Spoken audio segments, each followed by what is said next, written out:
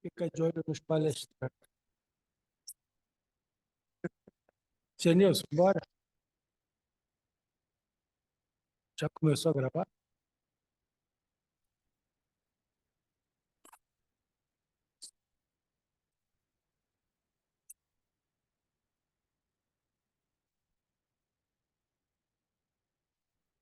Boa noite a todos. Declaro aberta a 31ª sessão ordinária relativa ao 194º ano acadêmico. Passo agora a comunicação dos acadêmicos que quiserem fazer uso da palavra. Acadêmico Aderbal Sabrá.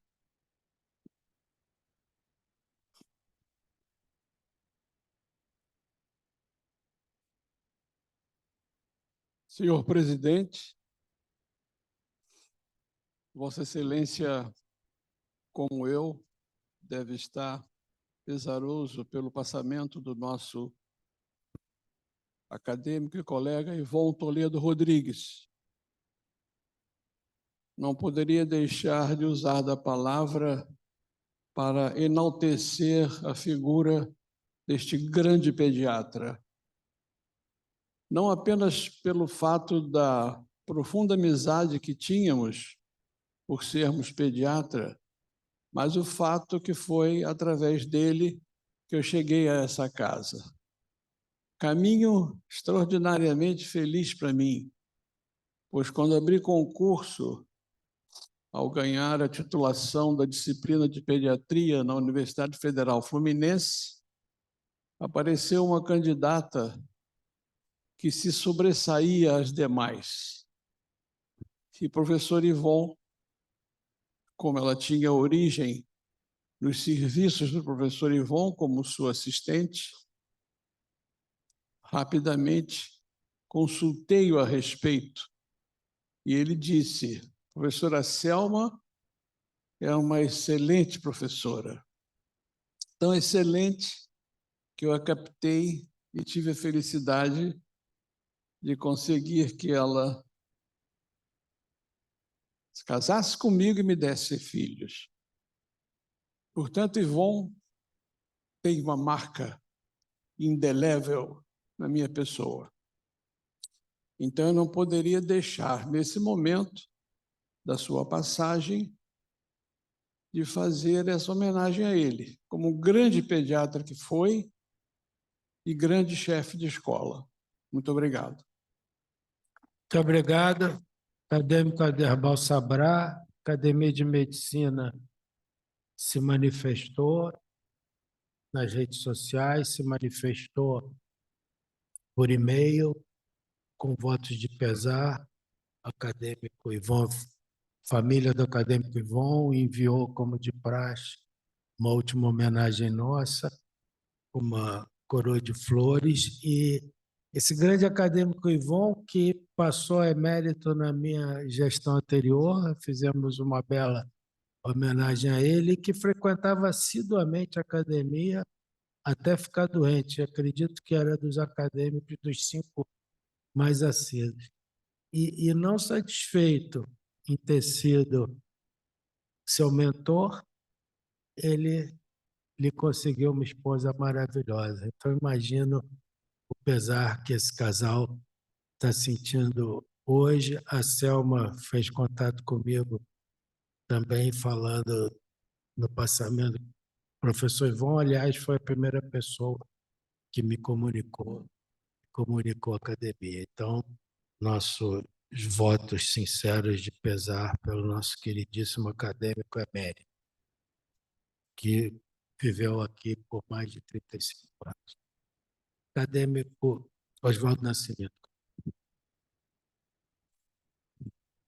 Excelentíssimo presidente, acadêmico Francisco Sampaio, excelentíssimo acadêmico Giovanni Dildos Cherry, excelentíssimas confreiras e particularmente os confrades aqui presentes, caros amigos, convidados, essa é a primeira oportunidade que, depois de um sonho, sento aqui ao lado dos confrades e das confreiras. Então, é um momento muito importante para mim E venho aqui, então, publicamente agradecer o acolhimento que eu tenho por parte dessa Igreja Casa. Muito obrigado mesmo. E gratidão. Muito obrigado, Oswaldo Nascimento. Certamente a sua posse foi uma belíssima festa aqui na nossa academia. Foi muito comentada, eu recebi várias mensagens nos dias subsequentes, e alguns até que nunca tinham vindo à academia, visto uma posse solene, ficaram muito impressionados e me comunicaram que acharam o ritual, a solenidade, a festa realmente algo único em termos de academia. Muito bem-vindo pela sua primeira vez na bancada acadêmica, sua primeira manifestação. O acadêmico Cláudio Ribeiro é sobre simpósio, né? Então, a gente, quando retomar o simpósio, ele dá imediatamente a palavra. Mas algum acadêmico pediu a palavra aqui na plenária, acadêmico Barros de Franco. Senhor presidente, Francisco Sampaio, nosso prezado confrade, Giovanni Serra, um prazer tê-lo aqui no Rio de Janeiro. Eu queria inicialmente parabenizar exatamente o novel acadêmico, né? Dr. Oswaldo Nascimento, foi uma posse muito bonita e é um prazer tê-lo aqui, engrandecendo a nossa academia. E aproveitar para presidenciar também o presidente em relação às suas palavras finais, e ele está se especializando cada vez mais. Discurso de recepção ao acadêmico Oswaldo Nascimento foi fantástico. Então, presidente, sua gestão lhe deu muito trabalho, mas me deu essa oportunidade que está fazendo discursos espetaculares. Parabéns. Mas o que eu queria falar também era convidar realmente os residentes, já foi feito pelo presidente a divulgação do encontro que nós vamos ter na quinta-feira que vem sobre o cigarro eletrônico. Então, é muito importante que nós tenhamos aqui os acadêmicos conosco, opinando, para que nós possamos tomar uma opinião, uma decisão em relação ao que a academia pensa, porque eu vejo com um enorme risco a libertação, digamos assim, a permissão de vida, a legalização da venda do cigarro eletrônico. O Brasil é um dos países, quando foi feito o trabalho para controle do tabagismo, ele foi o segundo país do mundo que fez o melhor trabalho, que diminuiu o número de fumantes de 40% a 45% para 9%. Eu acho que a liberação do cigarro eletrônico vai ser perigosa. É importante que os acadêmicos estejam unidos para que a nossa opinião seja uma opinião não de poucos que trabalham com tabaco, contra o tabaco, mas sim dos acadêmicos como um todo. Então, eu queria fazer esse convite. Muito obrigado, presidente. Muito obrigado, acadêmico Barros Franco. Realmente vai ser um excelente simpósio e a ideia é tirar um documento forte da academia. Nós já tivemos uma resposta da Anvisa em relação ao documento anterior, mas pouco resultado prático por parte deles. Nós vamos continuar pressionando e talvez possamos fazer, se não o número da revista, pelo menos uma parte de um número dedicado aos cigarros eletrônicos e o risco que eles causam. Eu acho que é possível fazer um número da revista. Conclamo aqui o acadêmico Cláudio Ribeiro, que está editor associado, que pense nessa ideia, né, de tão importante que é isso, que a gente possa divulgar tanto na forma de um statement, um documento pequeno de uma página, quanto na forma de um número da revista. Muito obrigado. Nós vamos dar sequência ao nosso simpósio, agradecendo novamente ao acadêmico Giovanni Cerri, pela segunda vez está organizando um simpósio de inteligência artificial nesse período, dessa vez tratando de aspectos éticos e regulatórios da inteligência artificial.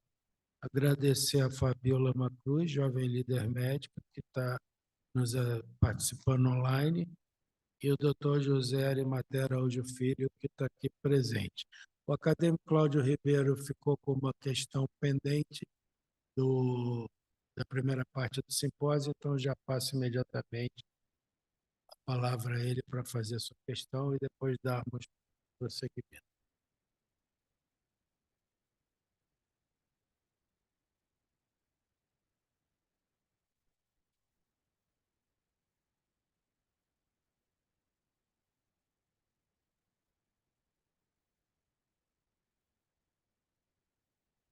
Senhor presidente, senhor acadêmico Giovanni Serri, prezados confrades, senhoras e senhores convidados, a minha pergunta era para o palestrante, o último palestrante, acho que Fernando Ay, que não está mais aqui, mas eu acho que o tema pode provavelmente ser abordado por um dos senhores que são especialistas.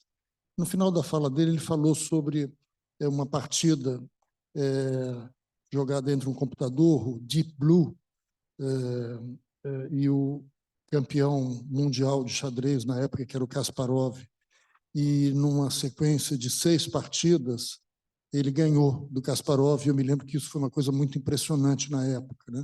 Depois de uma partida onde houve 3 empates, 2 vitórias do computador e 1 vitória do Kasparov.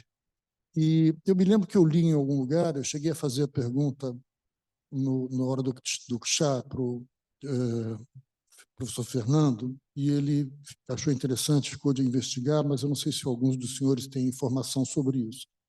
Parece que o Kasparov era um jogador muito frio e tinha características no jogo, e eu li em algum lugar que, de alguma forma, o computador Deep Blue se apropriou dessas virtudes e características do jogador Kasparov e usou isso para ganhar dele e desestruturou ele de alguma forma, e ele perdeu, então, a partida depois de ele ter ganho em outras séries do computador. E diz que depois o próprio palestrante diz que a máquina não perdeu mais para o homem e que parece que o que fizeram foi colocar o Deep Blue jogando com ele mesmo, de forma que ele se aprimorou de tal forma que ficou imbatível, até que, como ele disse, há relativamente pouco tempo, acho que há 2 anos, desenvolveram um computador capaz de bater o Deep Blue. E também eu tinha lido alguma coisa sobre o tal teste de Turing, que é um teste que coloca um computador e um ser humano para conversar com textos escritos, e cabe em salas separadas, e cabe a um juiz dizer, ao fim desse diálogo, quem é o humano e quem é o computador. E parece que, até então, nenhum computador tinha passado nesse teste, ou seja, ser capaz de enganar um juiz se passando por humano. Quer dizer, que ao fim dessa peleja de troca de mensagens, um juiz humano consegue dizer essa é a máquina, esse é o humano. Então, minha pergunta é se, de certa forma, o nosso medo, inclusive com a aplicação da inteligência artificial na medicina e a desumanização da medicina, se isso não seria uma evidência da capacidade de humanização das máquinas que, de certa forma, nos curariam desse susto, desse receio. Então, não sei se alguns dos colegas querem comentar, mas fica, se não, como reflexão. Obrigado, acadêmico Cláudio Ribeiro. Professor Kurt School, da Cornell University, está aqui presente, é uma honra estar recebendo o professor Cooley no Rio de Janeiro. O senhor acha que pode responder essa pergunta? Do you think you can answer the question? You can comment. I have not spent a lot of time thinking about Deep Blue, I confess. But I would argue that if the computer was able to humanize itself, that would be an extreme version of dehumanization. So I feel like it's almost a tautology. Ok. Arimatea, quer fazer algum comentário? Não? Fabiola. Fabiola está online. Fabiola escutou o comentário do acadêmico Cláudio Ribeiro. Você poderia complementar de alguma maneira? Ok, Fabiola, com a palavra, vai comentar. Professora Fabiola está de co-host, gente. Pode abrir seu microfone. Você não quer falar? Quer... Ah, eu Ok. estava sem áudio, presidente, desculpe. Acho que agora deu certo. A gente sabe, ultimamente tem visto o potencial da inteligência artificial e muita gente comenta a capacidade de criar uma consciência. E eu acho que a primeira pergunta deveria ser o que é uma consciência, né? Porque quando a gente pega a versão mais avançada do ChatGPT, que é a versão paga, não aquela disponível para o público, em muitos aspectos ele já é capaz de ter uma certa inferência e opiniões, como uma pessoa teria. Em relação ao Kasparov e ao algoritmo que conseguiu vencê-lo, professores, esse tipo de inteligência artificial chama Reinforcement Learning. Então, é uma inteligência que você dá um código muito pequeno para ela e ela aprende através de reforço. Quando ela erra, ela é punida. Quando ela acerta, ela ganha um prêmio. E com isso, ela naturalmente vai aprendendo a mimetizar o adversário. Então, não acredito que seja que ela aprendeu a ler a frieza com que ele jogava, mas é, na verdade, uma mimetização do adversário que ela está se opondo. Então, do momento que ela percebe que jogando, traçando um jogo X, ela vai para frente, ela continua, ela entende que aquilo é um bom ato. Do momento que ela erra, ela entende que aquilo a retrocedeu. Eu acho que a gente tem que ter muita cautela em ainda entrar em pânico.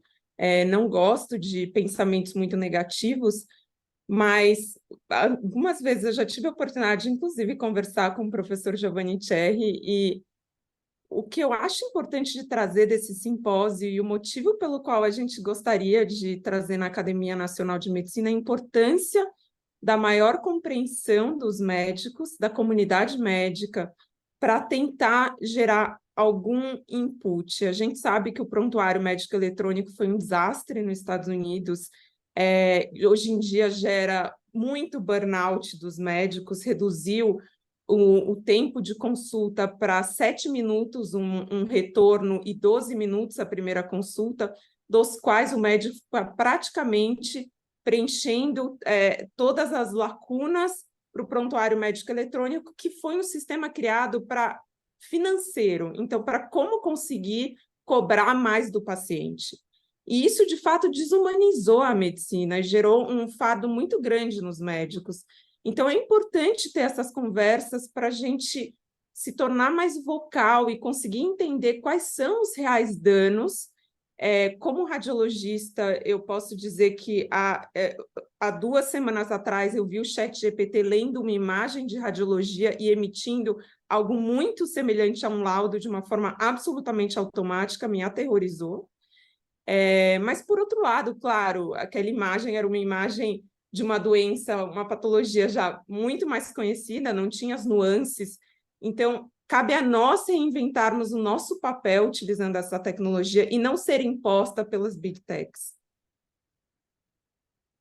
Obrigado, Fabiola. Essa sua mensagem me lembrou uma conversa que eu tive com o acadêmico Cerri, há umas 3 semanas ou 4, de que saiu na imprensa, acho que há uns 2 anos, que a inteligência artificial substituiu o radiologista, que a radiologia ia acabar como especialidade, e que nesse ano o serviço de radiologia da USP, que é o maior da América Latina, não teve nenhum residente, sequer um residente. Então, assim, hoje, obviamente, voltou, né? Você viu que a inteligência artificial não vai resolver isso, mas é uma coisa que impressiona, né? Como que em um ano uma divulgação de uma ideia de que a inteligência artificial ia substituir uma especialidade médica, e imediatamente essa especialidade médica não teve sequer um residente procurando da faculdade, nenhum residente da Faculdade de Medicina da USP procurando o serviço de radiologia. Então, é realmente alguma coisa que a gente tem que ter bastante cuidado com o que fala, com o que pensa, e esses eventos são bastante importantes para a gente discutir. Nós vamos andar, porque depois nós vamos ter bastante tempo para pergunta. Novamente, agradecendo o professor Kurt School, da Cornell University, por estar aqui presente em pessoa, nos brindando com a sua palestra. Professor Kurt, com a palavra. Com licença, minha português não é suficiente por isto, então I will speak in English. I did try to translate some of the slides with the assistance of AI. So we'll call that Professor Google. A little background about myself. I am an internist. I practice at Cornell's Medical College, Weill Medical College in New York City, and at the New York Presbyterian Hospital in New York. And I recently became the Chief Global Information Officer for the university. My background is in electronic health medical records, and I'm very much looking forward to talking to Fabiola in a few minutes about why the electronic medical record was not a disaster in the United States. I don't blame the technology, but that will be for a different symposium. I do want to begin by focusing on my financial disclosures, and hopefully that will become obvious as to why. According to the rules of Cornell University, there is only one disclosure that I am required to make on this page, which I guarantee you is the most unimportant, and that is that I am on the board of Health Data Movers, which is a small startup company. Medical Rights Center is a nonprofit. I accept grants from the federal government. That is not required to be disclosed. And the fact that I work for the university and the hospital is also not required to be disclosed. However, I would argue all of those are far more important conflicts in how I make decisions. And when we contemplate decisions about how we use data for the development of commercial products or for research, it is those conflicts that are as much or more likely to create problems with decision-making than the for-profit entities that we might also be affiliated with. So I want to begin by talking about the opportunity. So because of the electronic health medical record, real-world data is now more available than it ever has been. We are developing consortia across the United States and across the world to share data. So for example, one consortium called Odyssey has members from 80 different countries, and those participants are able to aggregate 1 billion people in that consortium. That's a lot of data. The kinds of data that are being shared are electronic medical records data, but also claims, social determinants data. And then, of course, corporations are investing heavily in acquiring health data and mixing it with non-healthcare data, most obviously with things like revenue cycle data, but also with public records, government records, perhaps your web history through your IP addresses, and your purchase records through your credit cards, et cetera. Earlier today, there was a reference that this is a particular problem in Brazil because there is less segregation of the CPF than there is in other countries where our federal tax numbers are not even, or it's illegal to use them in contexts such as healthcare. So we actually have to mask them when we use them in healthcare, and that's sort of a basic problem. And I think it's not a coincidence that Brazil has some of the highest levels of identity theft in the world.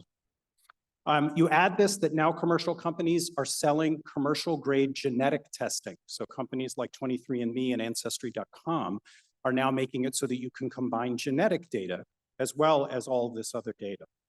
Now, there is a problem potentially of being too precious here. The fact is that we in medicine are guided by ethical standards that corporations are not. So our motto since the time of Hippocrates has been first, do no harm. That is a pretty quaint idea to a company like Meta or Google or Itaú. Oops. So why do we share data? Well, the most important reason is for coordination of care, and we need to do this. In the United States, it is actually illegal to not share data for coordination of care. If a patient wants you to move data to another provider, You are required to do that, and if you don't, you are fined. It's called information blocking. We also need data for public health. This is a particularly interesting one in light of the European privacy rule, the GDPR, where patients have the so-called right to be forgotten, and they can have their records deleted from public databases. So we collect epidemiologic data on contagious diseases like syphilis or gonorrhea or COVID. Europe is facing an interesting problem where they are not going to be able to create accurate epidemiologic records. They have decided that the individual has a bigger right than the right of society to understand things like contagious diseases. Now, of course, in the United States, the healthcare system is organized around money. So a great deal of the data that we're sharing is for billing and operations. But of course, there are good reasons that grow out of that as well. That data is also incredibly useful for research. It's useful for education. And of course, in the topic of today, we need this data for algorithm development. But there are plenty of reasons why we need to be cautious in the sharing of data. Most important of these is privacy and security. And it is not just the privacy of our patients, but also of their families, whose data is indirectly linked to that of the patient, or the providers. They have privacy and security needs themselves, as do our staff and the institutions themselves. There's also an interesting problem around intellectual property. So for example, when a radiologist or pathologist interprets a slide, they may consider that their intellectual property. The president of, or I believe the chief medical officer of one of the largest cancer hospitals in the United States, which is affiliated with Cornell, was recently lost his job in part because he did a deal with a private company. And while some of the rules were followed regarding the transparency of a commercial transaction, the faculty were extremely upset that he had not respected their intellectual property rights in that deal. So we have to contemplate the fundamental issues of what our responsibilities are when we aggregate data. What are the rights that our patients have? What are the rights that the providers have? What are the rights of the organizations? And then what are the obligations that we have when we are or are not sharing? Is there a right to be forgotten? I would argue that that is dangerous in the context of a contagious disease. If there is a financial value to the data, who gets to share in that financial gain? Is it the patient? Is it the provider? Is it the organization that paid for the collection of the data? What intellectual property rights do our providers have? I think the fundamental problem here comes from the concept of data ownership. And I prefer to use the word stewardship. So we are stewards of data. We are not owners of data. We have a right to use the data, but that right is limited. It is only useful for the reasons which one would expect us to use it. The patients come to us for clinical care, so certainly we can use the data for clinical care. At an academic medical center, patients know we are doing research, and so certainly regulated use of the data for research is acceptable. They are not coming to us with the expectation that we will sell and profit from their data. So we need to be very conscious of any transactions which involve money. We have to be thoughtful of who gets to make these decisions and who gets to block these decisions. Can a patient on their own make a decision to remove their data from a data set? These are in essence the rights and the obligations that we have as stewards of data. When I'm talking to my students, I summarize this in one way. Who would you rather be, Hippocrates or Zuckerberg? Well, Zuckerberg's a lot wealthier than I think Hippocrates was. But I think move fast and break things is probably not the best motto for medicine. First, do no harm, I think has served well for 1,000 years and will probably continue to work better than Facebook's. So I convened a number of colleagues from universities throughout the United States, and we tried to create a set of shared principles that would guide us on how to share data and when we could use it for research or commercialization. We went to multiple conferences. We invited stakeholders from industry, from government, from different parts of academia to gather a diverse set of opinions about what people should and should be able to do with data that was collected in the point of clinical care. And we came up with these 10 principles, which is what I really want to go over today. This is a list of the key academic collaborators that I had. It's worth noting that one of the institutions here blocked the participants who helped write the paper from authorship in the paper because that organization itself does not follow these principles. So the first and most important principle is that any use of data must be consistent with our mission. The typical academic medical center has 3 missions: clinical care, research, and education. Not listed among those is a mission to make money. Now, we live in the real world, and you have to earn money to support the mission, but that is a secondary gain. The purpose is the mission is to actually care for people and to develop knowledge for the next generation.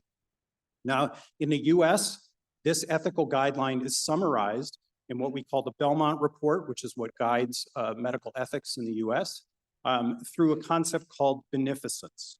And it's worth reading. The risks and the harms from data sharing must be more than offset by the prospective benefits that may arise either for the individual whose data is shared or more generally to society with the development of new knowledge. If we can follow this principle, almost everything that will derive from it and will probably stay on the right track. If there is a financial transaction, and there may need to be, that compensation must be for academic work and academic work only. We are not to sell data. So we currently accept money from pharmaceutical companies to perform clinical trials. That is academic work. That is a perfectly legitimate academic activity that promotes healthcare and helps us create a better world for the next generation of patients. But we are not getting paid we are not profiting from the drug, the sale of the drug. That is what the drug company does, okay? We stay on the academic side. And in our care mission, I think that is a consistent principle to follow. Another critical principle is minimum necessary. And this is a guiding thrust of the main privacy law in the United States, which we refer to as HIPAA. And my understanding is that the general law on privacy protection in Brazil follows that same concept as well, which is that when you share data, you must only share the minimum amount of data that is necessary to complete the task. Consonant with this is that any contract must be limited. Ideally, these contracts would be non-exclusive. They would have defined time limits at which point they end. And it's very important that the permission to use the data must be revocable at any time. And one of the reasons that this is so important is because corporations evolve over time. We have had, for example, entities where we were working with a nonprofit company, a professional society, who then changed its mission and became a for-profit entity. That changed the nature of the relationship, and so therefore we needed to terminate that relationship. Now, this is a very difficult principle to follow in practice when talking about algorithm development, because often the data is actually incorporated permanently into the algorithm, and you may not, in fact, be able to pull it back. Corollary to this is that there is no transfer of ownership. As I stated earlier, I don't believe we own the data in the first place, and so therefore we do not have the ability to transfer ownership.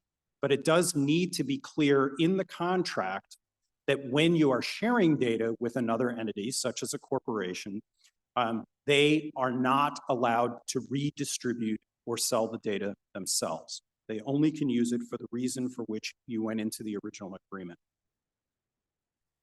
We often are able to do a lot more with data that has been de-identified than with data that is still fully identified. And in the principle of minimum necessary, we are often obligated to de-identify data.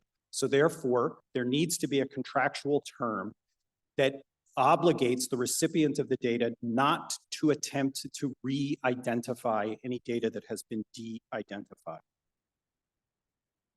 A similar construct is that they cannot associate the data with other data sets unless there is explicit permission to do so. So oftentimes you will need to do that. For example, you may want to combine data with census tract data or even financial data if that is important to the research. But that should all be reviewed in advance and accepted. And there should be no ability to associate with additional data sets down the stream without going back for review and to get permission again. It is critical that any of these activities be fully transparent to all of the stakeholders who are involved. So that means that the activity should be visible to the patients, it should be visible to providers, and probably society at large. Now, in practice, it is very difficult to do this. Most likely, we're just going to post our activity on a website where someone may or may not find it. And I'm not saying that you need to advertise the activity, but the point is that these activities must not occur in secret. And that actually has been a problem with some American hospitals. There was one very large system that did a secret deal with Google, and they got into a lot of trouble when it became public.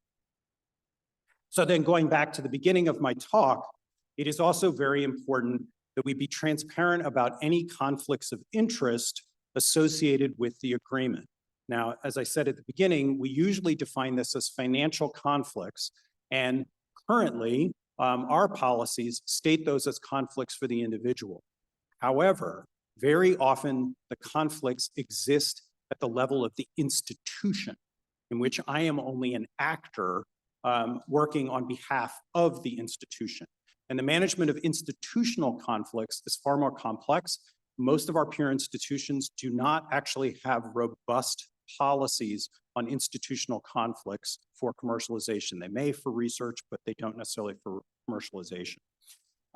This requires the participation of outside participants. You have to have members of the community, patients, and other people with more objective views evaluating the programs.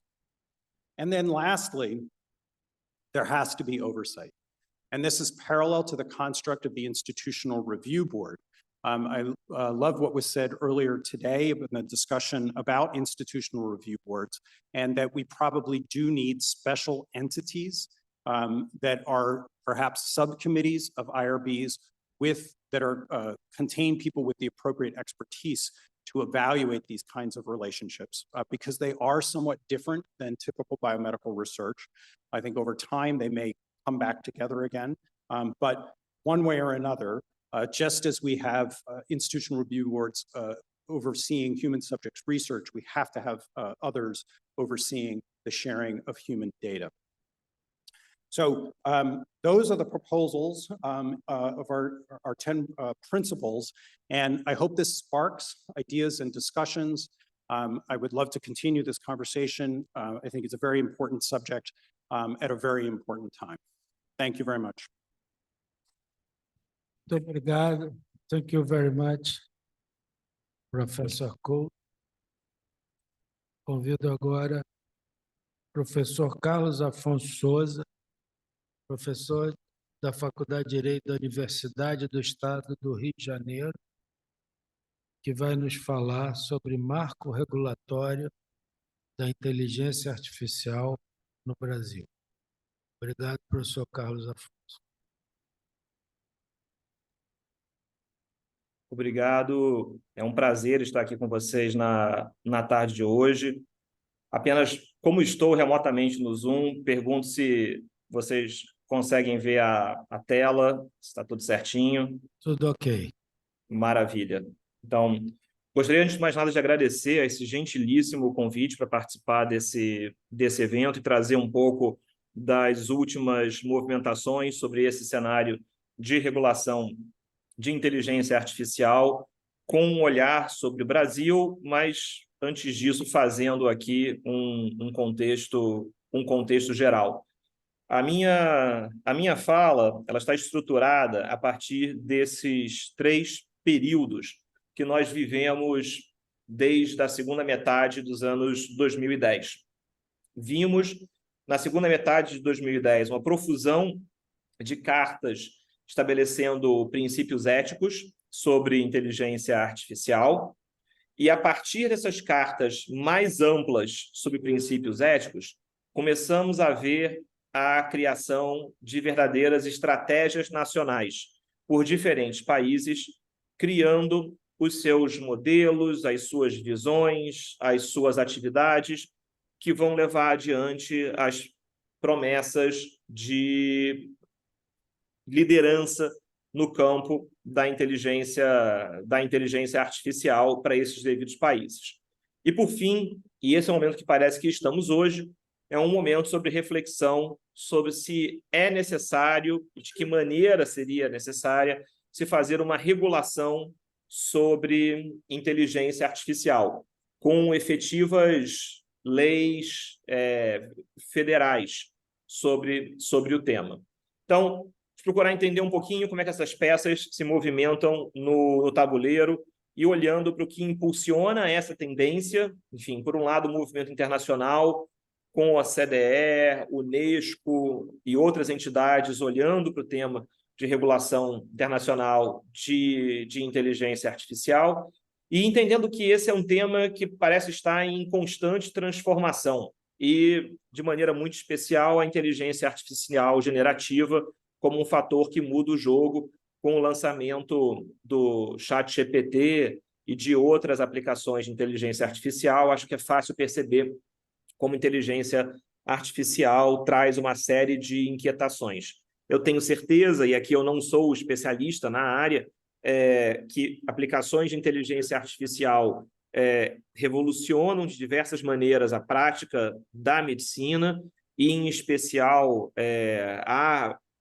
o auxílio na formação de diagnósticos, dentre outras atividades, mas é importante olhar, e essa é a minha contribuição aqui nessa fala, como é que os diferentes países entram nesse tema a partir de suas estratégias e a partir da criação de leis. De certa maneira, a gente pode hoje entender que o mundo se divide entre um olhar europeu sobre o tema, que dá muita ênfase sobre os riscos envolvidos em diferentes tipos de inteligência artificial. Então, o padrão europeu é entender quais riscos são inadmissíveis, quais riscos são altos, quais riscos são regulares, e, a partir dessas diferentes dinâmicas de riscos, aplicar obrigações, aplicar uma regulação que seja diferente, enquanto nos Estados Unidos existe aqui um foco inicial muito mais dedicado a questões ligadas à inovação e, de certa maneira, alguma movimentação a nível estadual, mas não parece existir nos Estados Unidos aqui um momento para uma criação de uma lei federal sobre inteligência artificial. A Europa caminha a passos largos para a aprovação, por mais que as notícias que saíram hoje de manhã são de alguns sobressaltos, mas de uma aprovação de um chamado AI Act, ou uma diretriz geral sobre inteligência artificial para todo o bloco. Nos Estados Unidos, não. Nos Estados Unidos, na semana passada, nós tivemos a publicação de uma ordem executiva pelo presidente Biden, que acaba coordenando as diferentes agências reguladoras, as diferentes entidades do governo americano, a produzir estudos, perspectivas, entre 90 e 210 dias, sobre como essas diferentes autoridades vão lidar com o tema. Então, de um lado, eu tenho a Europa com uma lei geral, por assim dizer, do outro lado, os Estados Unidos com um foco muito mais em competências administrativas, para entender como o Departamento de Saúde, o Departamento de Comércio vão lidar com questões relacionadas à inteligência artificial, e no cenário global, uma discussão sobre qual será o melhor caminho a seguir sobre esse tema. E aí é importante a gente fazer um olhar sobre as diferentes estratégias nacionais, para entender quais são as diferenças entre os países e como é que o Brasil se coloca dentro desse contexto. A pergunta é: existe um diálogo global sobre regulação de inteligência artificial? E aí, para isso, no Instituto de Tecnologia e Sociedade, no ITS, nós fizemos um olhar para diversas estratégias nacionais sobre inteligência artificial. Essa pesquisa está disponível no site do ITS, no link que segue aqui abaixo, é fácil de encontrar, e nela você tem um detalhamento sobre as diferentes políticas, as diferentes estratégias de inteligência artificial nos diferentes países. Na Alemanha, na China, na Índia, no México e no Brasil também, já que o Brasil tem a sua própria estratégia de inteligência artificial.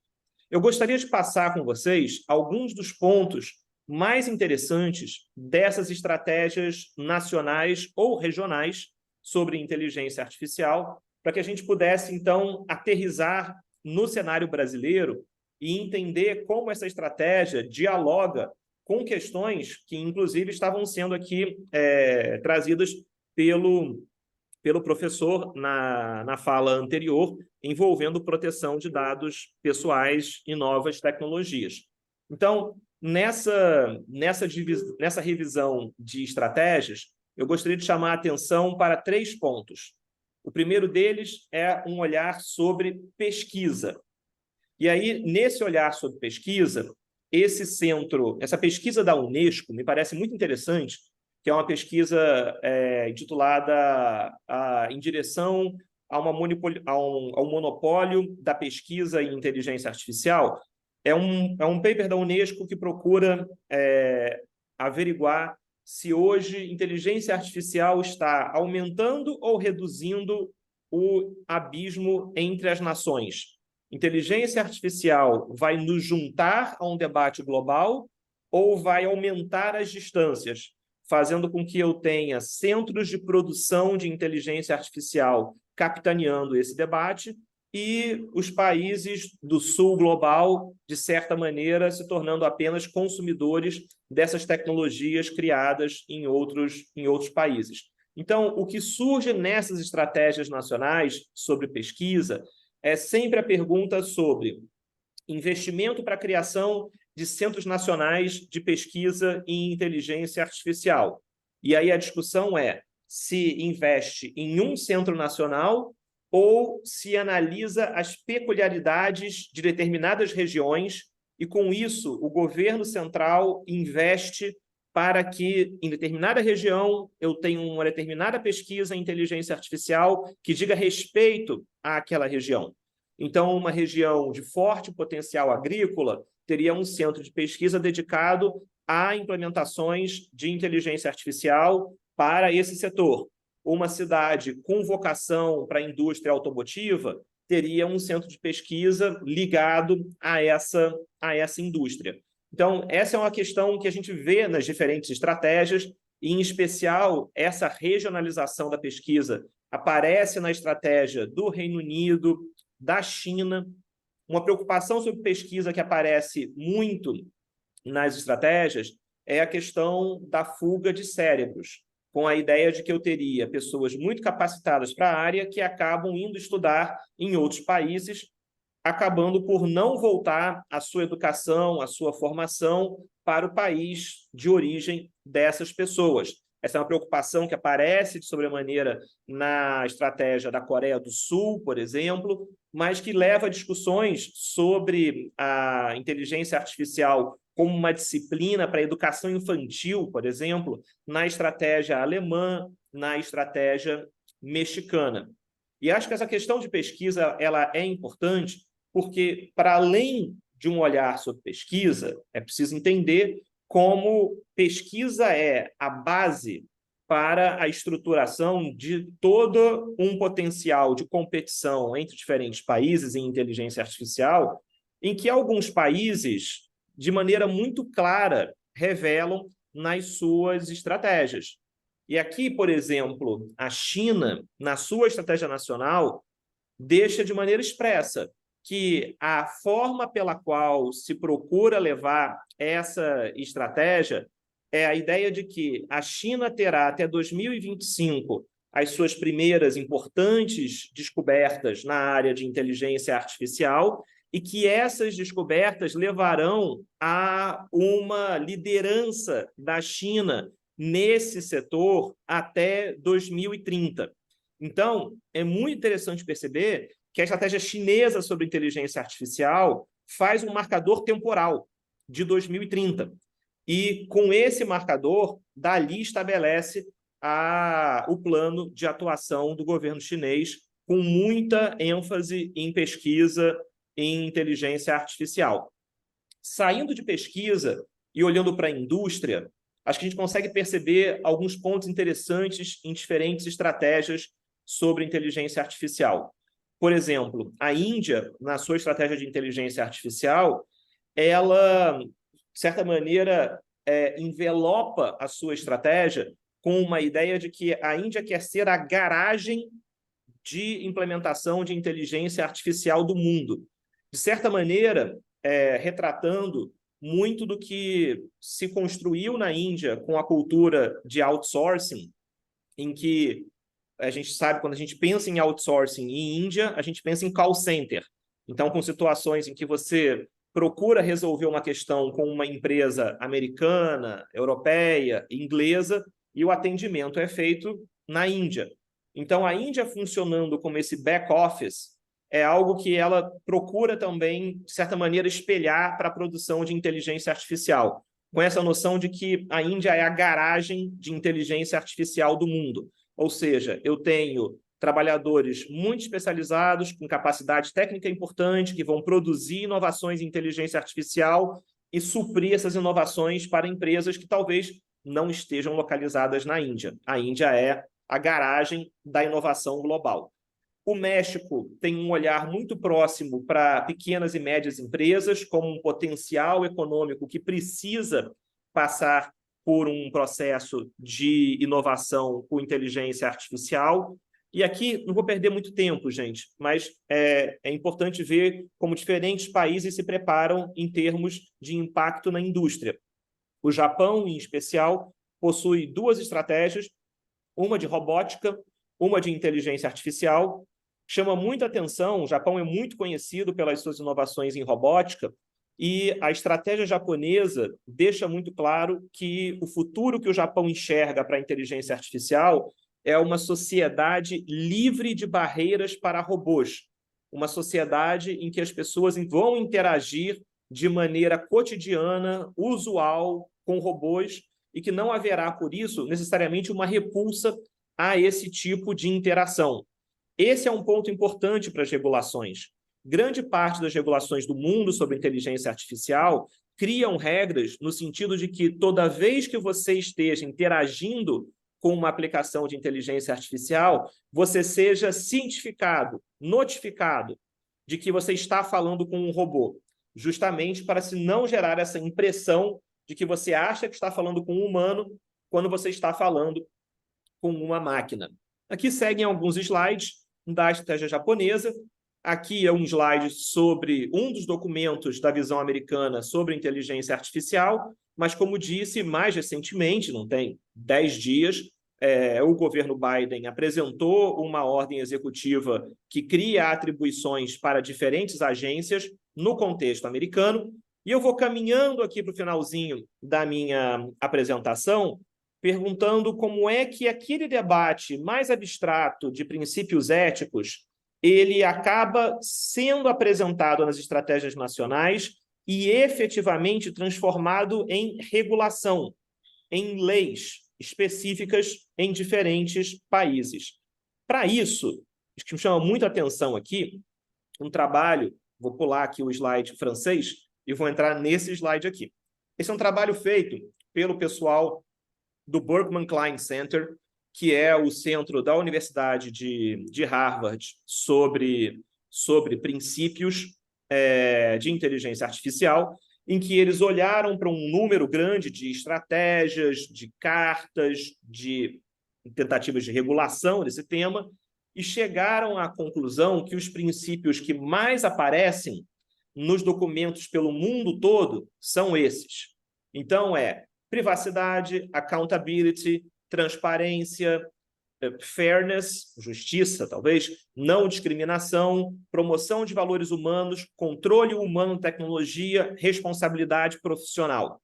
Esses seriam os pilares dos frameworks, das estruturas de regulação de inteligência artificial pelo mundo afora.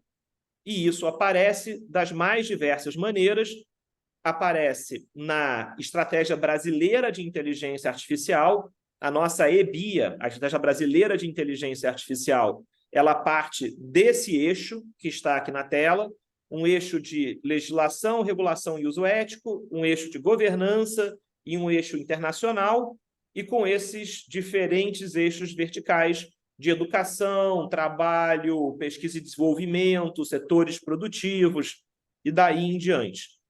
Pessoal, o Brasil tem um trabalho importante a desempenhar nessa área. E como um advogado, como um professor de direito, é sempre importante dizer, não é porque eu tenho uma nova tecnologia que eu preciso de uma nova lei. Eu preciso entender o que diz a legislação em vigor, como ela se aplica às transformações que traz a inteligência artificial e outras inovações tecnológicas, mas para a nossa conversa rápida daqui de hoje, fica o recado. No Congresso Nacional, nós temos 2 projetos de lei que procuram regular a inteligência artificial no Brasil. Um é o PL 21, de 2020, originário da Câmara dos Deputados, já aprovado na Câmara e que agora se encontra no Senado. E eu tenho também o PL 2338, derivado de uma comissão de juristas que hoje se encontra no Senado Federal. O Senado Federal possui uma comissão temporária específica para a inteligência artificial e vai entregar o seu relatório, o seu texto para discussão até o final do ano. Então, o Brasil, de certa maneira, olha para esses temas com bastante cuidado e existem essas propostas legislativas no Congresso Nacional que eu gostaria de chamar a atenção. Eu não vou entrar tanto em detalhes sobre o que dizem cada um desses projetos de lei, mas eu gostaria de deixar aqui um recado para que eu fique dentro do meu tempo assinalado, que é importante a gente perceber que a corrida que se faz não é uma corrida para ter logo uma regulação. Essa regulação tem que ser uma regulação apropriada. De nada adianta ter uma lei que impede a inovação, que, na verdade, coloca o Brasil numa posição mais dificultosa de ser um celeiro de startups, de empreendimentos que possam levar adiante a produção de inteligência artificial em nosso país. Por outro lado, e a medicina vê isso de uma maneira muito clara, inteligência artificial, nas suas diversas aplicações, acaba trazendo perplexidades para todos nós de maneira rotineira, nas mais diversas atividades, desafiando e nos questionando sobre qual será o nosso papel no futuro. E aí, como advogado, eu já posso dizer que em boas pesquisas que aparecem sobre o futuro do trabalho, se tem ali uma profissão que sempre aparece marcada como sendo bastante revolucionária, bastante transformada pelo desenvolvimento de IA, é a advocacia. Mas não me parece que, e essa é uma triste notícia, que advogados acabarão. Os advogados serão transformados. A prática advocatícia será transformada. Novas habilidades serão exigidas para uma prática da advocacia, assim como novas habilidades são exigidas para a prática da medicina na utilização de aplicações de inteligência artificial. Mas acho que o meu recado aqui, para ficar dentro do meu horário, era esse, de trazer para vocês um olhar sobre esse debate global, o que diferentes países têm feito, como o Brasil se insere nesse contexto, e um recado que aqui me parece muito importante, de que o Brasil possa calibrar a sua entrada nesse tema, a sua entrada jurídica, que seja uma legislação que possa impulsionar a inovação, que proteja os direitos daqueles afetados com o desenvolvimento de inteligência artificial, mas, ao mesmo tempo, é bom lembrar, eu acabei de falar, pessoas afetadas por inteligência artificial. No final das contas, todos nós seremos afetados por inteligência artificial. Isso não será uma categoria excludente, especial. Então, de certa forma, tratar de inteligência artificial não é tratar do que é exótico, do que é diferente. É tratar do que é comum, do que é trivial, de que será comum no nosso dia a dia de maneira cada vez mais veloz. Por isso, me parece que aqui, nesse olhar sobre regulação, o Brasil tem uma oportunidade importante. Nós temos 2 projetos de lei em discussão no Congresso Nacional e chamo a atenção de todos para esses projetos, para que possamos cooperar nesse debate construtivo sobre o futuro de inteligência artificial no Brasil. Entendo que aqui a nossa sequência de painéis fala de propriedade intelectual, proteção de dados, privacidade, inteligência artificial. Espero que eu possa ter contribuído aqui um pouquinho com esse olhar sobre um momento em que o Brasil se insere dentro desse contexto. Bom, era isso. Agradeço pela atenção, em nome do Instituto de Tecnologia e Sociedade e da Faculdade de Direito da Universidade do Estado do Rio de Janeiro. Agradeço esse gentilíssimo convite da Academia de Medicina para participar aqui desse diálogo. E fico por aqui, volto a palavra à mesa. Obrigado. Muito obrigado, professor Carlos Afonso Souza, para excelente palestra que honra a nossa querida UERJ aqui, muito bem representada na inteligência artificial pelo nosso colega. Convido agora nosso estimado professor David Magnus, da Stanford University, que gentilmente aceitou participar desse programa e vai nos falar sobre o papel da academia na regulação da inteligência artificial. Muito obrigado, professor David. Com a palavra.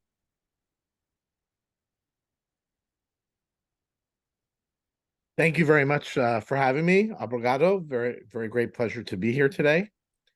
I'm going to just move this out of the way.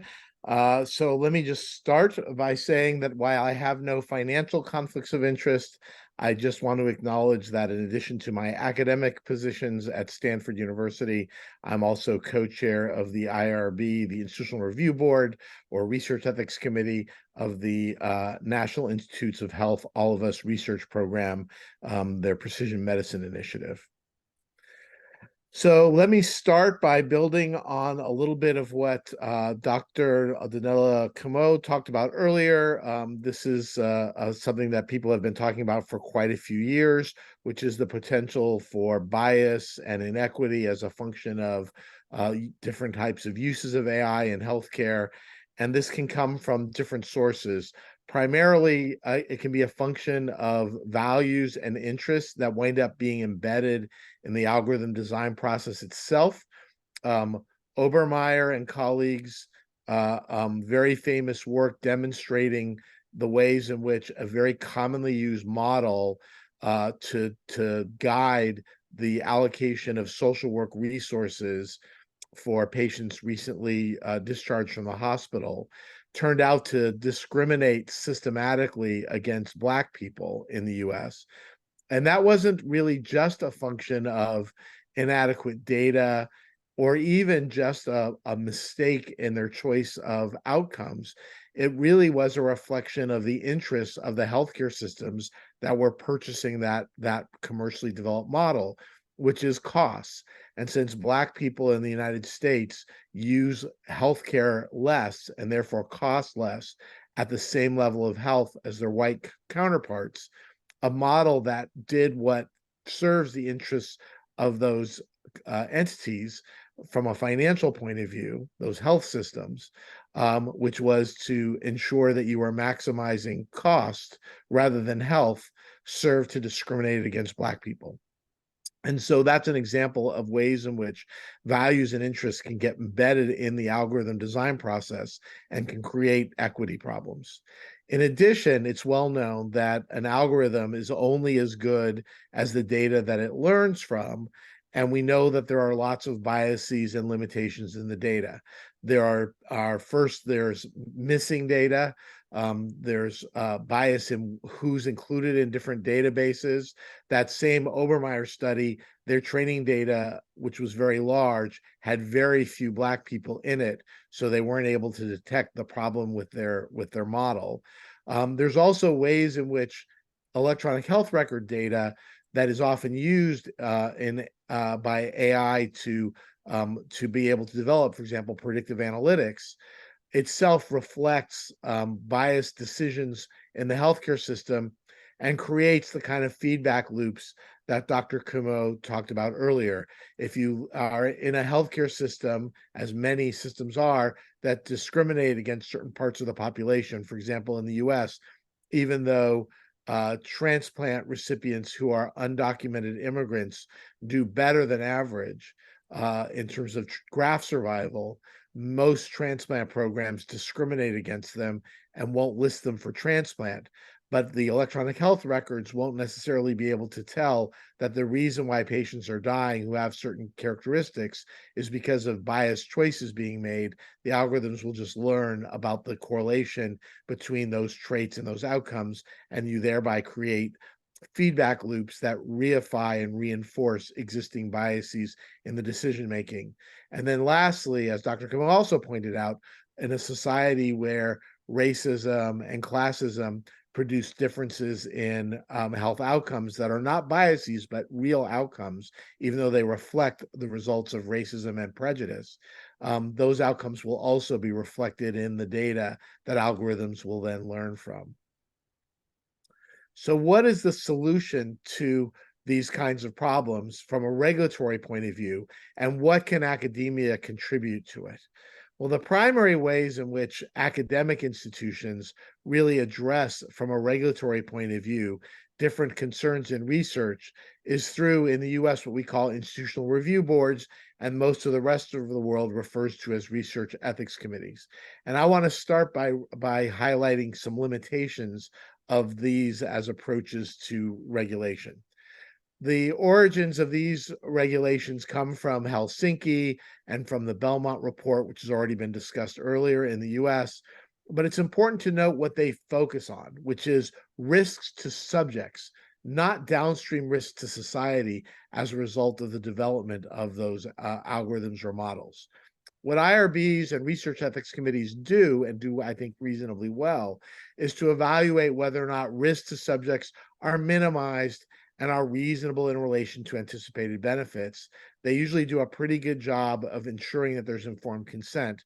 They're charged with ensuring equitable subject selection, at least in principle, but this is one where they actually do a less good job, and it's not as primarily a concern of IRBs in practice. What IRBs and research ethics committees don't do is consider the long-range implications of developments in AI technology. And actually, in the US, it's prohibited for IRBs to consider the long-range effects of developing and applying knowledge gained in the research as research risks that fall within the IRB's domain. So the downstream impact of AI is usually outside the purview of the IRB or the Research Ethics Committee. What does fall under the IRB purview, as I've already mentioned, are equitable selection of subjects, but this usually gets less attention than other regulatory requirements and usually results in just a tick box pro forma openness instead of truly requiring that researchers succeed in equitable recruitment and to ensuring that data is actually more inclusive. I will just mention that the All of Us Research Program, which I mentioned that I co-chair the IRB on, is an exception in that our IRB actually does put a lot of emphasis on ensuring equitability in terms of the subject selection. But that's in my experience on other IRBs, that's pretty rare. Not actually recruiting from underrepresented groups leads to problems that AI will highlight. And I think IRBs need to do a better job of holding researchers' feet to the fire on this issue. You can see, for example, in this table from some research by Malia Fullerton and Alice Popejoy, in an earlier study, they found that that 96% of GWAS studies were really people from European ancestry. By 2016, it looks a little better, but it's misleading. Most of that improvement comes because of GWAS studies conducted in China and Japan in Asian populations. At that point in the US, for example, in spite of its diversity, 93% of all the GWAS studies were still of people of European ancestry. And so leaving people out of the data is a huge problem for AI. And IRBs need to do a better job of ensuring that researchers include people from groups that are typically underrepresented in biomedical research, rather than tick boxes in which you just say it's open to everybody, and therefore that makes it okay, even though there are systemic barriers in place that will stop some individuals from participating in research. What IRBs and regulations don't do are specify how to address long-term social impacts. Regulations leave many issues unaddressed. Even federal regulation like the FDA often don't address these really long-standing downstream issues. And we've already seen principles for ethical AI, especially with regard to issues of equity and fairness, developed, but there really isn't a lot to ensure that those principles, which really primarily have to do with downstream impacts, are widely or universally operationalized. So are there solutions outside of the IRB Research Ethics Committee structure within academia that can be looked to try and help address some of these problems? So one approach that has been proposed by a group of researchers is to use the peer review process by requiring that any publications should include rigorous consideration of negative and positive broad impacts in any research that gets published using AI. So this would be a potential way to get investigators to routinely think about those issues. The NeurIPS conference made the decision, this is seen as fairly prestigious in the computer science world, and they made the decision that they would require that there be a statement about the ethics, downstream ethics, and the downstream implications of their work as part of the scientific proposals that were being submitted, and becomes part of the review process for deciding what gets into NeurIPS and what does not. I'm going to briefly describe some of our preliminary experience with an approach that we've taken at Stanford. This is from an article we published in the Proceedings of the National Academy of Sciences. There will be some more data from this ongoing effort that's going to be published in the near future, but I did want to highlight some of what we're doing and some of the experiments and what we're calling ESR, or the Ethical and Societal Review Process. This is tied to something we have at Stanford called the Human-Centered AI Institute. And the Human-Centered AI Institute provides funding, both seed funding and some larger grants for researchers who are doing AI research. And what happens is researchers propose their research, and at the time they put in their proposal, they also have to turn in a one-page ethical and societal review statement about the downstream implications of their research. This is in addition to any regulatory requirements that they have to go through internally to Stanford, like the IRB process. There's a merit review by the funding program to decide whether to fund the research. And then those proposals that are found to be meritorious on the research grounds are then sent to our ESR, Ethical and Societal Review Panel, which is made up of many people from many backgrounds, but includes ethicists, people with backgrounds in different parts of philosophy and humanities, political science, sociology, anthropology. And we review those statements, and we review the proposed research proposals, and then give feedback on their proposals and things we'd like to see. And we often require changes to their protocol to improve their mitigation strategies for the risks that either they've identified or that they missed that were identified by our panel. And then there's often back and forth as we discuss better ways to identify and especially to mitigate early on in the research design process potential downstream negative impacts of their research. And only after that review process is completed do we go forward with recommending and then receiving their funding. The first year of the seed grant component of the study of this process was studied both through surveys and qualitative interviews with the researchers who had to go through this process. And you can see here that 67%, 2/3 of the researchers who did have to iterate, who had to make changes in their research, as well as 58% of all the researchers felt that the ethical and societal review process had influenced the design of their project. And here are some quotes from some of the interviews. The ethical and societal review requirement led me to engage with my co-PI because as a psychologist, I wasn't aware of some of the potential ethical implications that this AI work may have, and helped me to engage with my co-PI as part of this requirement. And this is a different researcher, an engineer said, in fact, we might flip our whole research approach to being about privacy. The pretty strong reaction from the ESR made us rethink to lead with privacy. We don't have answers yet, but it's definitely helped us think about a better way to approach the research, how we're doing it, and how we're talking about it. So we at least have some preliminary evidence that the ESR process can actually have a positive impact on the research design process to mitigate downstream research risks from these kinds of research. The most common issues identified through the ESR process included what's sometimes called dual use or dual use research of concern, but might more broadly be considered the potential for misuse or intentional misuse of AI models, which I'm going to talk about in more detail in a minute. Issues around representativeness of the data, bringing stakeholders into the design process, and potential for harms to subgroups. Now, I want to focus on this issue about the potential for intentional misuse, sometimes referred to as dual use research of concern.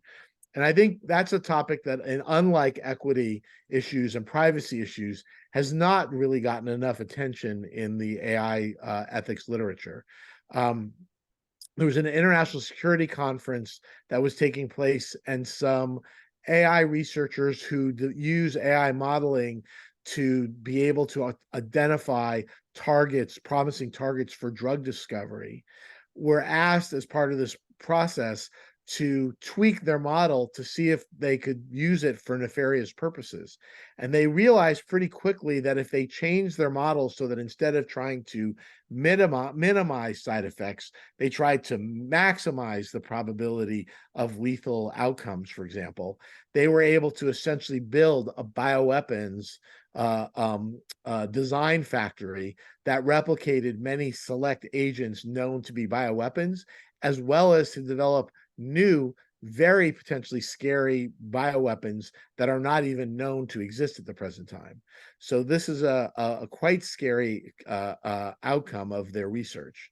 A group at Stanford that went through our ethical and societal review process, who were using AI to identify toxic substances in the environment that were promising targets for EPA, Environmental Protection Agency, evaluation, recognized that there were these dual use potential for their research.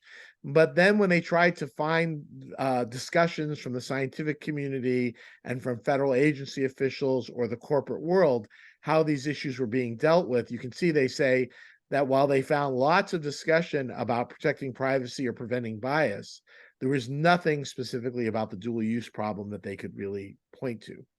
I should tell you that we are trying to fill that gap now. I got a little grant, and a group of us have been working to develop a first pass at an approach to how to mitigate these risks while also making decisions about whether any unmitigated risks outweigh the potential benefits of AI for making decisions about a particular research area ought to be going forward.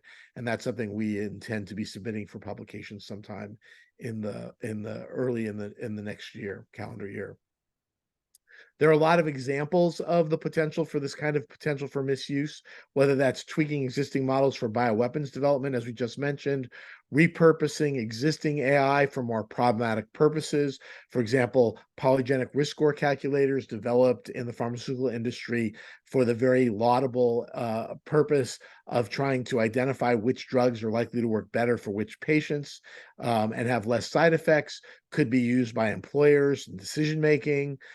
Some AI tied to ambient intelligence could be tweaked or repurposed for surveillance purposes. For example, China could try to identify protesters who are masked by the use of some of these AI techniques.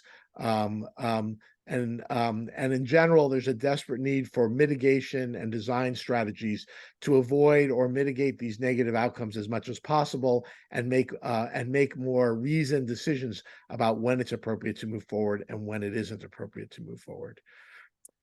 In September, so just recently, we published a paper in Science Translational Medicine about regulation of AI and biomedicine. And I think the message that we try to convey is that the role of academic institutions like local review processes, whether that's things like our ESR efforts or IRBs, along with federal regulations like the FDA, funders, that are regulated like CMS and NIH, other kinds of mid-level things like Joint Commission, which regulates hospitals. All of these different entities really fit together into a complex regulatory puzzle. And I think we really need to recognize that all of these pieces need to work together, that there isn't one answer to how we ought to be regulating and thinking about AI. We have to have some level of federal regulation, but there also needs to be all these other pieces, some of which are local and some of which come from academia, in order to be able to address adequately the potential for concerns, particularly for these downstream concerns that are typically outside the sphere of most of the regulatory system. Thank you very much. Obrigado.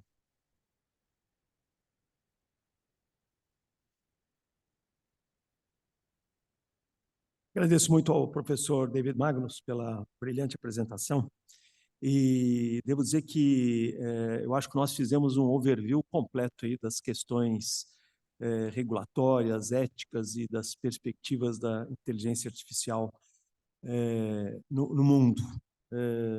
Vemos que o problema é muito complexo, né?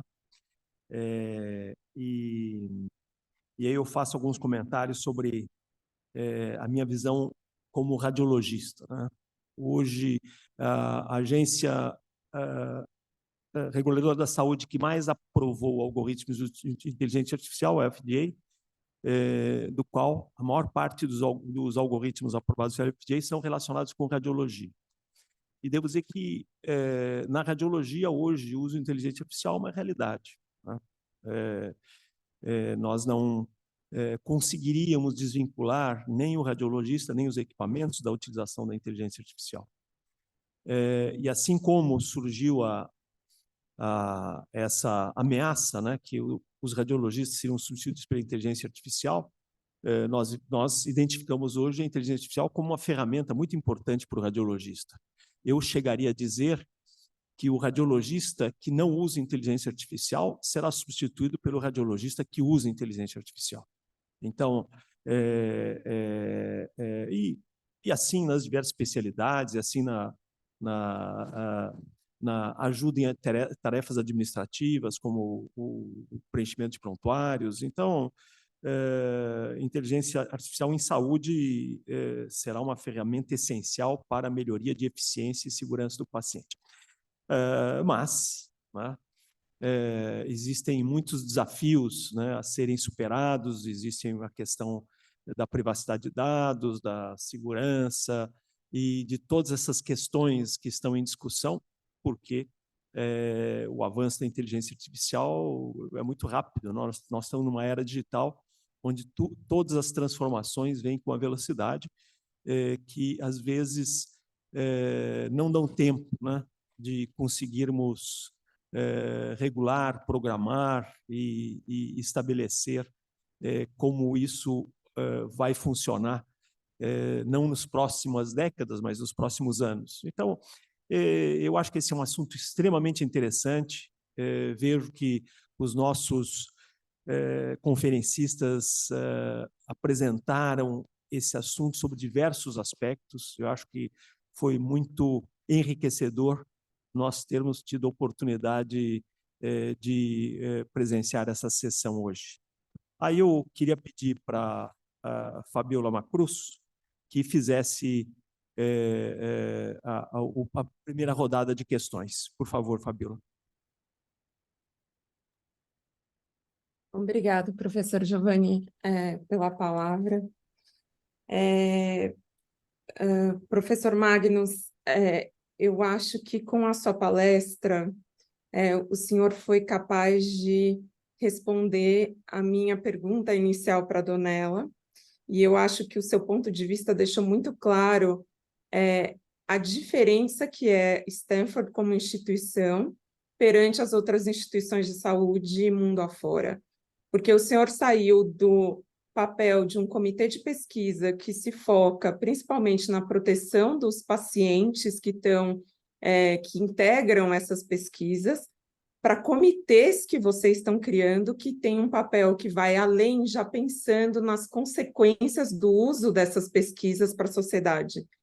Então, eu não poderia estressar o quão brilhante, e foi a primeira vez que eu vi essa colocação de forma tão clara. Mas, tendo em vista que a realidade da maior parte das instituições não é no desenvolvimento de pesquisa, de algoritmos, como tem em Stanford, mas no uso de algoritmos já aprovado pelo FDA, e sabendo que existem grupos em Stanford que se focam, como eu já havia mencionado anteriormente, em pesquisar os bias desses algoritmos, eu gostaria de saber do senhor se existe algum processo que o senhor esteja a par, pensando do momento que vocês descobrem que algum algoritmo já aprovado ou comercialmente disponível apresenta um bias significativo, existe alguma linha processual de como proceder para gerar algum input em relação a isso, seja para o FDA, primeiro acionando o FDA e as agências regulamentadoras, ou seja, acionando diretamente a companhia que desenvolveu esse produto?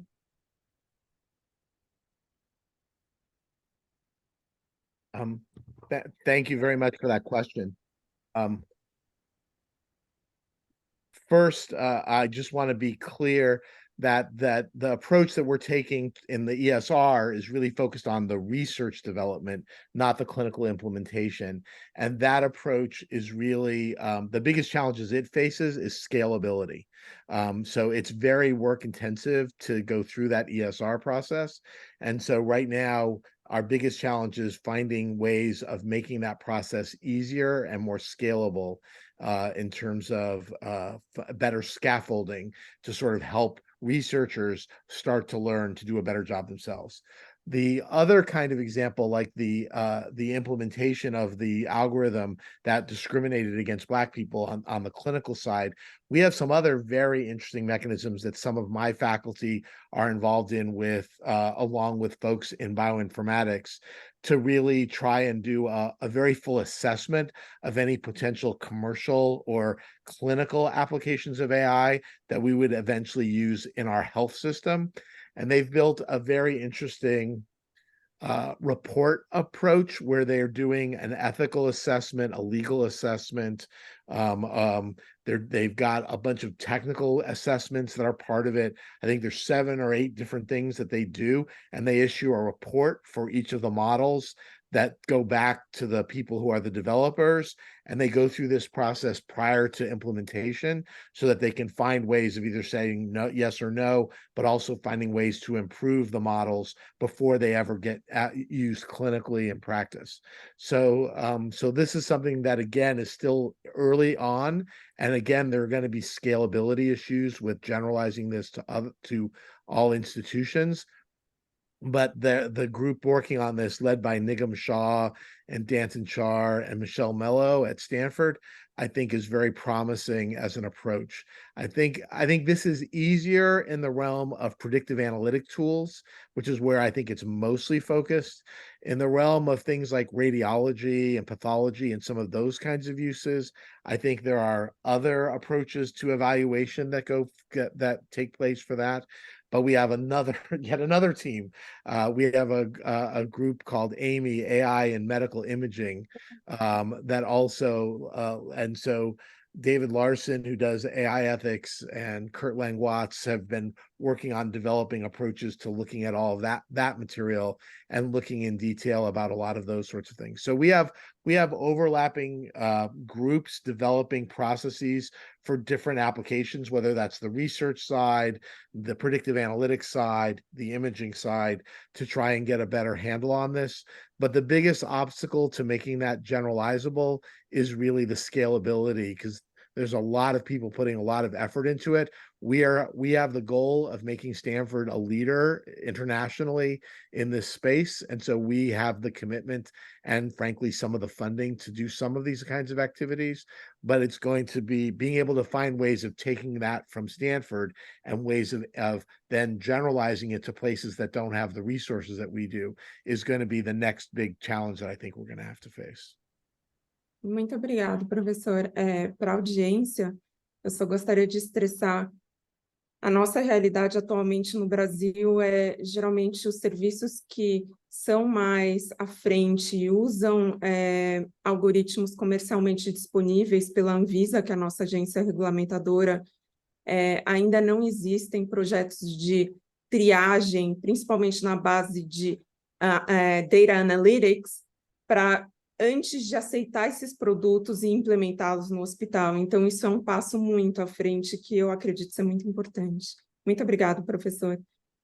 Professor Giovanni, ainda dá tempo para mais uma pergunta para o professor Curtis Cole? Com certeza. Cole, eu não sei se o professor Curtis ele é muito humilde, mas um dos principais papéis dele foi, ele foi responsável por mergir a TI, tanto da Universidade Cornell quanto da Columbia. E com isso ele criou o maior data lake da cidade de Nova York. E eu gostaria de saber, baseado na sua experiência, professor, o quanto o fato de vocês terem todos os dados em um só reservatório dificultou ou facilitou a segurança para ataques cibernéticos, na experiência que vocês já têm de alguns anos de implementação?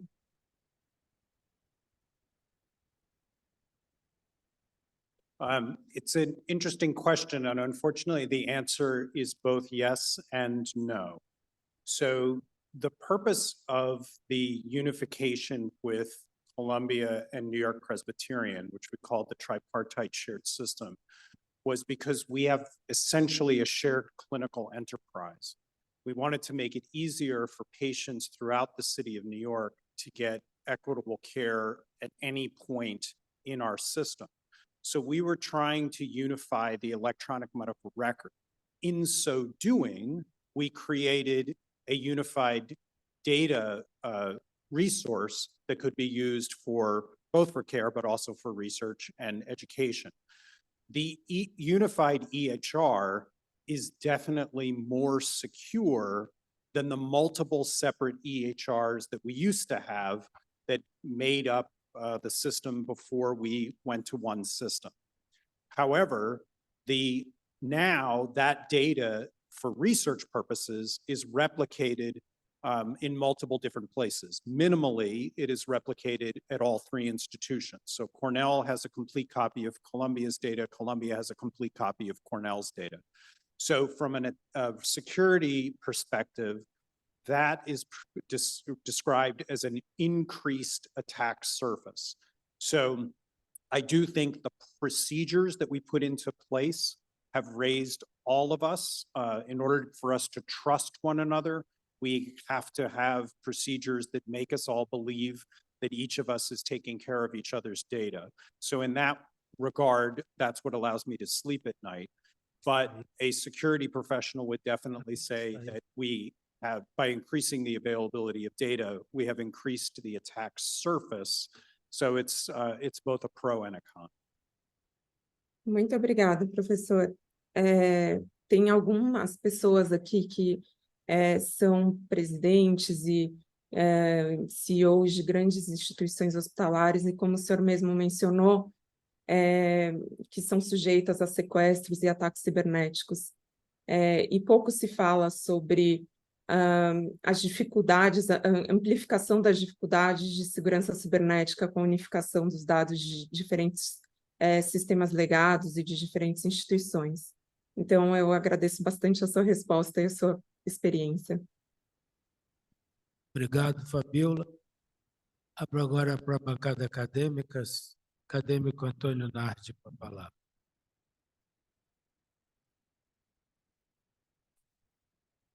Boa noite, excelentíssimo presidente Francisco Sampaio, senhores acadêmicos, senhores convidados que ainda persistem aí. Bom, primeiro eu queria parabenizar o acadêmico Giovanni Cherry pelo excelente simpósio, todos os apresentadores pela excelente noite, mas gostaria de falar algumas coisas em relação à inteligência artificial. No último simpósio de psiquiatria do Rio de Janeiro, eu fui convidado para falar na palestra inicial, na conferência inicial, sobre psiquiatria e inteligência artificial. E aí eu estudei um pouco mais a esse respeito e, resumindo, cheguei à conclusão que a inteligência artificial não é tão inteligente assim, nem tão artificial como se imagina. Evidentemente, existem programas de computador, como o acadêmico Cláudio Tadeu falou, que aprendem a jogar xadrez, porque xadrez é um jogo matemático e o computador aprende aquela matemática. Mas o computador ainda não tem um programa, por exemplo, para jogar pôquer. O dia que tiver um programa que vence um jogador profissional de pôquer, nós vamos ter realmente uma inteligência artificial. Agora, existem diferentes níveis de inteligências artificiais, como se chamam, algumas que realmente vêm revolucionar a prática atual, seja na engenharia, seja na farmacologia, no direito, como foi falado aqui, já existe inteligência artificial que lê vários contratos de direito e consegue fazer um contrato sobre o tema que você deseja, ressaltando alguns pontos, se você quer ou não quer aqueles pontos. Então, a profissão do advogado já mudou, como foi mencionado aqui pelo professor de Direito da UERJ. No caso da medicina, a inteligência artificial já está em todas as especialidades, na psiquiatria também. Mas o que vem ocorrendo é uma questão econômica. Eu acho que essa revolução é uma questão inteiramente, porque se fala tanto da questão ética, do paciente, etc., é apenas a questão econômica. Usando o exemplo da radiologia, que não só o acadêmico Cherry, mas a professora Fabiola também são radiologistas e podem falar melhor a esse respeito, houve um boom de radiologistas no final do século passado, início desse século, porque o salário do radiologista estava muito elevado em relação ao salário do médico médio, e muitos acadêmicos, alunos da faculdade, já entravam na faculdade querendo fazer exames complementares. Eu perguntava a alguns alunos o que você pretende fazer como especialidade. Eu pretendo fazer radiologia intervencionista. A pessoa já sabia exatamente o que desejava como uma subespecialidade, porque estava rendendo muito mais economicamente. Entretanto, grandes grupos foram tomando conta, por exemplo, da radiologia, e devido ao grande número de radiologistas, hoje o salário do radiologista é bem menor e os programas de algoritmos, de exame de radiologia ou de exame de patologia diminuíram muito a necessidade de radiologistas. Não vai acabar a radiologia, não vai acabar a patologia, mas claro que vai mudar o mercado, já mudou o mercado dessas especialidades e aí a procura cai. Por outro lado, a psiquiatria teve um boom muito grande, por vários motivos, mas principalmente porque a tecnologia vem ajudando muito a psiquiatria, mas não vem tirando o caráter humanístico da psiquiatria. A psiquiatria utiliza a inteligência artificial em pesquisa, utiliza a inteligência artificial na clínica, mas não perdeu esse caráter humanístico. Talvez a psiquiatria seja a última especialidade a ser fortemente abalada no sentido de mercado, como já é a radiologia e já é a patologia. E a radiologia e a patologia tem essa questão mais clara de ter dados. Hoje, a grande fortuna do mundo, da Índia, da China, dos Estados Unidos e todos esses países que foram apresentados aqui, que investem em inteligência artificial, eles estão investindo na manutenção, na propriedade de dados, que é a maior fortuna hoje em dia. Como eu concordo que, com o tempo, isso vai mudar, novos programas vão chegar aqui, mas nós ainda estamos muito distantes de programas que tenham o que a doutora Fabíola também perguntou, o que é a consciência, o que tem a consciência, a capacidade de discernir entre eu e o outro, a capacidade de discernir entre eu e o ambiente, tomar decisões quando não há nenhum algoritmo que me ajude a fazer isso ou fazer aquilo. Então, nós ainda estamos distantes disso, mas isso envolve bilhões de dólares, tanto na patente desses programas, quanto na mudança de mercado que já ocorre nessas diferentes especialidades e na pesquisa. Então, nós temos que tomar cuidado com isso, mas não há como fugir da inteligência artificial, seja ela não tão inteligente nem tão artificial. Obrigado, presidente. Muito obrigado, acadêmico Nard. Não havendo mais ninguém querendo fazer uso da palavra, agradeço nossos palestrantes, especialmente nossos palestrantes do exterior, professora Comô, de Boston, professor Kuhl, aqui presente, da Cornell University, e professor Magno, da Stanford. Realmente são ícones da pesquisa e avanço da inteligência artificial.